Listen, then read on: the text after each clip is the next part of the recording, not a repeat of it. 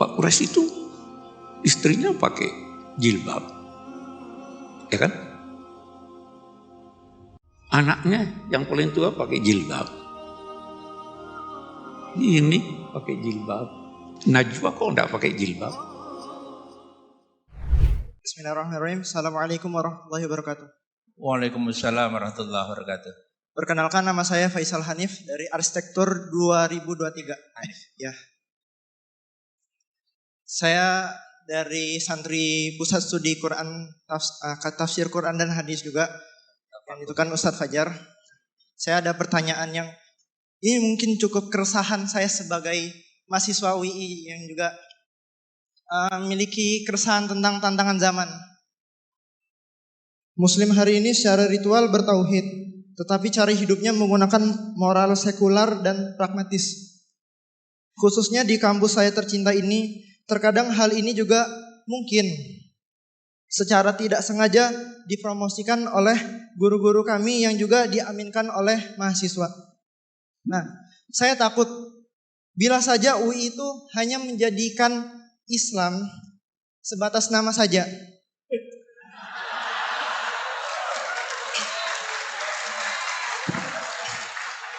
Yang padahal UI memiliki dasar catur dharma untuk menegakkan dakwah Islamiyah.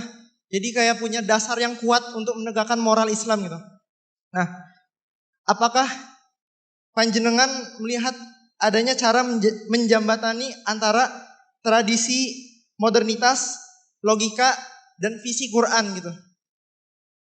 Karena ya yang saya cukup resahkan ya di kamus, ini kamus Islam, tapi cukup banyak tantangan moral yang ini tuh bukan Islam gitu. Jadi begitu. Terima kasih. Rektor ya, jauh rektor. Baik, terima kasih Mas Hanif. Ya, satu lagi ya Gus Pak ya sama Prof. Quraisy ya sana.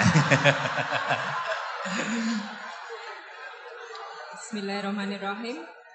Assalamualaikum warahmatullahi wabarakatuh. Waalaikumsalam warahmatullahi wabarakatuh. Perkenalkan, nama saya Kusmiatin dari pelosok desa Kabupaten Trenggalek, Jawa Timur.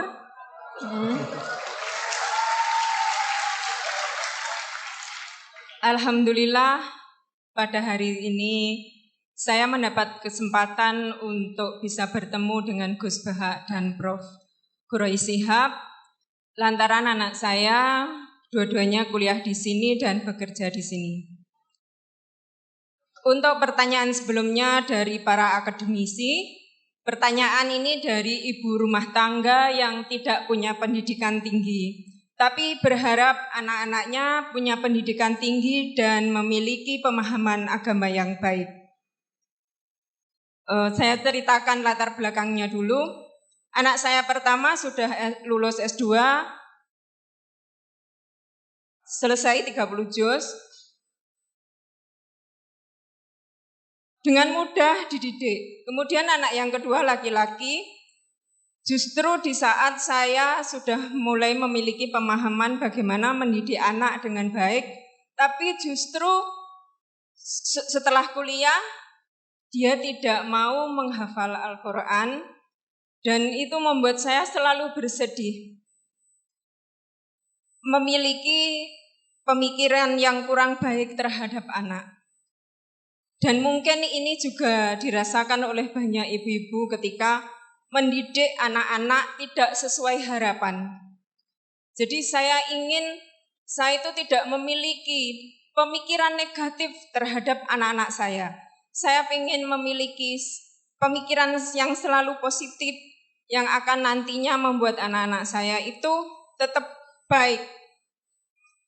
Jadi saya mohon saran, petunjuk, petuah dari Gus Bahak ataupun Prof. Quraisy Shihab bagaimana menyikapi kondisi yang memiliki anak-anak seperti itu, yang memiliki perbedaan yang sangat jauh, mendidik anak perempuan yang penurut dan memiliki prinsip, kemudian memiliki anak laki-laki yang mungkin memang berbeda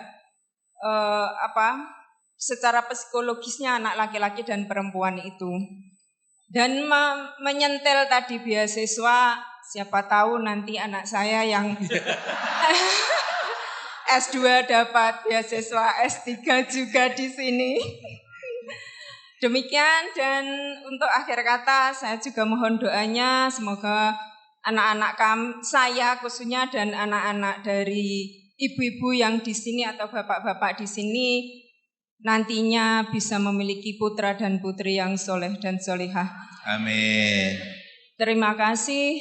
Wassalamualaikum warahmatullahi wabarakatuh. Waalaikumsalam warahmatullahi wabarakatuh. Terima kasih Ibu. Ada dua penanya, Prof. Quraisy dan Gus Ba. Yang satu mewakili anak laki-laki, nah, yang kedua mewakili ibu. Nah, dan temanya tadi serupa, kira-kira gitu. Yang pertama tadi refleksi atas keadaan yang terjadi di kampus kami, ya. Ini viral loh. Kemudian yang kedua, ini bagaimana menyikapi dalam mendidik anak kok beda-beda gitu Bu ya. Ya. Kan yang perempuan tadi cenderung nurut, yang laki-laki tadi masalahnya itu tidak lagi mau menghafal Al-Qur'an, kelihatannya gitu yang disampaikan oleh Ibu. Ya, monggo Gus Wahab dan Pak Quraisy. Tadi yang dari UII tadi, yang ngeluhkan perilaku anak-anak UI, tapi gak rektornya tuh yang dimaksud. Saya pikir semua yang bertanggung jawab pasti resah kayak Anda. Jadi Anda ini orang baik karena resah. Jadi ada cerita, ini faktual tadi. Ideal itu memang gak pernah ada. Dulu di era Nabi tanpa ngurangi hormat tuh ada sahabat itu unik. Dia sangat mencintai Nabi tapi gak bisa meninggalkan hobinya mabuk. Nggak, jangan ditiru mabuknya, ditiru fakta itu. Tapi dia kalau disuruh mabuk di tempat-tempat kayak gitu gak mau, dia inginnya deket-deket. Sampai ada orang yang terus bilang, wah dasar kamu khimar. Gak neruskan monyet loh ya, ini cerita asli. Ini cerita. Dasar kamu khimar. Pak Quraisy pasti tahu hadis itu terkenal sekali, ada di Bukhari. Wa kana yulaqabu khimaran. Loh ini sudah iya. Saya gak butuh iyanya rektor karena iyanya karena gak tahu bilang iya. Butuh iyanya ini. Jadi ini nambah pahalanya Pak Rektor, saya gojlok itu bukan ngurangi pahala saya, nambah pahalanya Pak Rektor. Dan pahala saya dikurangi masih cukup lah, masih banyak. Sampai para sahabat bilang ma aktsara ma utiya. Maksudnya kamu sering dikasih sanksi, dikasih apa, masih tetap gitu. Sampai beberapa sahabat gak kuat terus melaknat dia. Terus Nabi ngendikan la tal'anuhu fa inni wallah la ara illa annahu ahabba wa rasulah. Ada yang riwayat illa annahu yuhibbu wa rasulah. Saya kecewa tapi jangan kamu laknati. Saya masih melihat dia mencintai Allah dan Rasul. Terus di komentar Ihya, kitab Ihya bilang falam yukhrij Rasulullah bil maksiyah anil mahabbah, itu saya hafalkan betul hadis itu. Nabi tidak mengeluarkan dia dari status mahabbah, mencintai kebenaran meskipun dia masih salah. Jadi di antara kebaikan agama ini memang selalu berharap. Mungkin anak-anak kita sekarang nakal, nanti enggak. Ini sekaligus jawab ibu-ibu tadi. Kalau ada gugat anak-anak, terus mereka gugat, gimana kok saya ditakdir punya ibu ini, juga repot. Jadi repot juga kan. Jadi kadang-kadang orang itu senangani gugat anak. Kalau anak kita gugat orang lain punya ibu menteri, punya ibu dosen, saya kok punya ibu gini, ya repot juga kan. Jadi makanya dikurangi lah ngomplain-ngomplain anak. Kalau kita dikomplain balik juga repot. Jadi artinya ya hidup itu memang nggak pernah ideal. Meskipun itu di zaman Nabi, makanya kata ulama yang ideal itu nabinya. Kalau zaman mulai dulu ya sama, di Mekah dimusuhi kafir Mekah, di Madinah dimusuhi orang munafik. Ya tetap saja ada saja yang namanya problem. Karena dunia ini liyabluwakum ayyukum ahsanu amala. Saya sering cerita di mana-mana dan ini nyata. Ada kiai yang sangat khusyuknya itu enggak pernah mau punya penanya atau santri cantik. Kalau ada orang cantik enggak mau nerima, kalau orang jelek itu mau dia. Tak tanya kenapa, wah, kalau saya cantik saya takut syahwat, takut birahi, kalau jelek merongos kan enggak.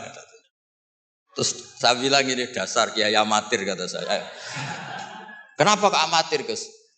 Kalau melihat perempuan cantik itu dosa karena birahi, menghina perempuan jelek itu ya dosa karena menghina. Sama-sama dosa. Ada juga kiai itu yang berteman terus sama orang kecil. Takutnya kalau berteman orang kaya itu tamak. Ternyata apa? Gara-gara berteman orang kecil mainnya suruh saja. Nyuruh-nyuruh terus. Akhirnya dosa kamu istibat, menghambakan orang lain, memperbudak orang lain. Jadi sama sebenarnya problem semua. Makanya ini cerita Pak, ini mumpung ada Bu Ova Putri Pak Zeni. Saya itu kalau berteman, kalau nggak ditakdir Allah nggak mau. Karena kalau saya milih, gara-gara rektor UGM saya mau berteman, nanti kena hisab saya. Makanya ulama itu agak-agak angkuh. Al ilmu yuk ta'ala. Jadi kalau Allah yang milih itu yang tanggung jawab Allah. Tapi kalau saya yang milih, saya tuh banyak punya teman jadi menteri. Padahal dulu kayak teman-teman Pak Fatul Wahid yang di Kudus yang jadi menteri. Tapi saya nggak pernah mau. Alasan saya tadi, kalau saya yang ikhtiar nanti tanggung jawabnya ke saya. Tapi kalau Allah yang menentukan tanggung jawabnya di Allah Subhanahu wa ta'ala. Makanya dalam ilmu tasawuf ada kata-kata kun muradan wala takun muridan. Karena sekali kita yang berikhtiar, kita yang disuruh tanggung jawab. Ya jadi untuk ngelola anak, ngelola istri atau ngelola suami sama itu tetap inna min azwajikum wa auladikum aduwwal lakum. Ada sisi mungkin kita nganggap anak, suami atau istri itu problem. Tapi kata Allah wa in ta'fu wa tasfahu. Kalau kamu anggap legowo dengan fakta-fakta yang kita. Karena kalau kita tidak legowo itu zaman Nabi itu ya ada sahabat yang enggak tadi sampai wa kana yulaqabu khimaran. Itu redaksinya sampai gitu. Dulu sahabat antara Ali dan Muawiyah atau Sayyidina Ali dan Sayyidina Muawiyah itu ya perang konflik. Sayyidah Aisyah dengan Sayyidina Ali ya sering salah paham. Jadi hidup itu enggak pernah ideal. Yang ideal nanti setelah di surga ya sudah mau apa coba. Saya cerita yang lucu tapi ini nyata. Nabi itu kalau ada halah, ada itu nangis ingat Khadijah. Padahal ini hanya teman atau saudara ini. Aisyah cemburu. Ya Rasulullah kenapa engkau ingat orang yang sudah tua padahal sudah diganti yang lebih muda. Khadijah disebut ajus tua sekali. Gantian Sayyidah Fatimah tersinggung ibunya disebut ajus tua sekali. Dan selalu Aisyah itu bangga karena istri cantik muda. Terus kata Nabi, kamu ingin supaya Aisyah tidak jumawa sama ibu kamu Khadijah? Ingin ya Rasul. Itu Aisyah dibilangin, secantik-cantik kamu itu dapat duda. Setua-tua ibu saya dapat perjaka. Jadi kadang Nabi itu ya asik saja gak serius-serius banget. Semenjak itu Sayyidah Fatimah Aisyah terus gak pati jumawa banget itu. Karena ternyata iya saya dapat duda. Khadijah janda dapat perjaka itu. Jadi khazanah Quran, khazanah hadis itu cukup lah untuk. Jadi tadi yang saya katakan wakana yulaqabu khimaran itu ada di Sahih Bukhari. Pak Kures pasti tahu betul. Sekarang tahu Pak Rektor karena sudah dikasih tahu. Itu ada di hadis Bukhari nanti dicari. Oke, silakan. Apa lagi sudah dijawab terkait dilema mendidik anak. Oke. Baik. Ada ucapan Sayyidina Ali yang saya kira kita perlu perhatikan semuanya. Beliau berkata, "Allimu auladakum fa innahum khuliqu fi zamanin ghaira zamani." Didiklah anak-anakmu dengan kesadaran bahwa mereka itu lahir, tumbuh, berkembang pada zaman yang berbeda dengan zaman ini. Jadi jangan mau menjadikan anak itu seperti Anda. Kasih dia pertama ini. Kasih dia kebebasan untuk memilih apa yang disenanginya selama itu tidak melanggar agama. Anak saya tidak ada jadi kiai, tidak ada belajar agama, tidak ada. Saya tanya, ini mau hukum silahkan, mau psikologi silahkan, mau komputer silahkan. Karena semua ilmu itu baik. Yang menentukan anak itu apa keinginannya, apa bakatnya. Kita tinggal mengarahkan. Yang kedua, Bu, jangan bedakan antara anak lelaki dan anak perempuan. Perempuan itu gasnya di dapur, anak boleh pergi. Oh, kamu tidak boleh keluar. Kamu perempuan. laki-laki, oh silakan. Jangan, tolok ukurnya itu agama. Tidak membedakan bukan berarti harus sama. Tidak membedakan dalam perlakuan berlaku adil. Tidak membedakan dalam perlakuan memberi biaya yang dia butuhkan, yang wajar untuk dia. Anak laki saya tidak belikan emas dan perak. Tapi anak perempuan, karena itu adalah kebutuhannya. Jadi jangan berkata bahwa oh ya kamu sudah saya beri dulu ini sekian, anak laki minta tidak. Yang ketiga, yang terpenting, bersahabatlah dengan anak. Jadi kalau mau anak taat, bersahabat. Karena kalau tidak bersahabat, dia punya problem, dia ceritakan pada temannya yang tidak mengerti. Tapi kalau bersahabat dengan dia akan menyampaikan saya begini, bisa dibimbing oleh orang tuanya. Karena itu sering-seringlah diskusi, bercanda, apa segala. Pokoknya jadi sahabat supaya dia mau. Saya kira itu yang saya usahakan untuk terapkan dalam keluarga. Mudah-mudahan. Dan satu hal, selama masih ada, ini boleh jadi kita beda. Saya belajar di Al-Azhar. Ada yang berkata begini, Pak Kures itu istrinya pakai jilbab. Ya kan? Anaknya yang paling tua pakai jilbab. Ini pakai jilbab. Najwa kok enggak pakai jilbab? Ada anak saya belajar di Amerika, dokter spesialis. Waktu dia di Amerika, jangan pakai. Kenapa? Dilecehkan kamu. Ya kan? Ada enggak pendapat? Ada jawabannya. Najwa, Abi, saya harus pakai jilbab. Terserah kamu. Ada pendapat begini, ada pendapat begini, ada pendapat begini. Saya tidak mau paksa karena beragama itu jangan dipaksa, harus kesadaran. Ya kan? Bersahabat. Terus itu yang dia jawab. Tuhan tidak bertanya 5 tambah 5 berapa. Karena jawabannya cuma 1. Tuhan bagaikan bertanya 10 berapa tambah berapa. Kita bisa beda-beda. Ya kalau dia mau begitu dan itu dia sadari dan memang ada yang berpendapat begitu, silakan, saya tidak bisa paksa. Dia sudah bertanggung jawab sendiri. Anak saya yang laki sekolah di Australia bidang komputer. Setelah selesai, saya masih ingin dia lanjut. Tapi dia sudah tidak mau lanjut. Saya mau berbisnis, sudah mau ini. Ya silakan. Jadi jangan paksa anak. Tetapi kalau mau, sadarkan dia sehingga dia.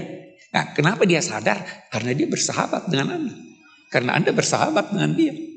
Saya kira itu kunci yang saya bisa beri sebagai jawaban. Terima kasih.